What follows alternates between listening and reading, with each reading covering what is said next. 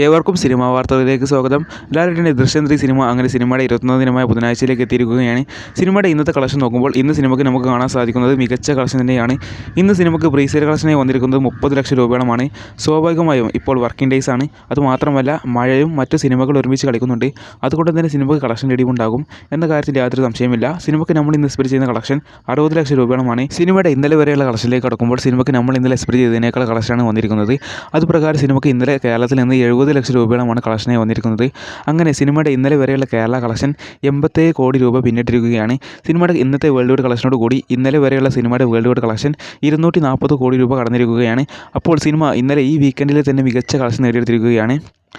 സിനിമയുടെ ഇന്നത്തെ കളക്ഷനോട് കൂടി കേരള കളക്ഷൻ 88 കോടി എത്തുന്നതാണ്. സിനിമയുടെ വേൾഡ് വൈഡ് കളക്ഷൻ 241 കോടിക്ക് മുകളിൽ എത്തുന്നതായിരിക്കും.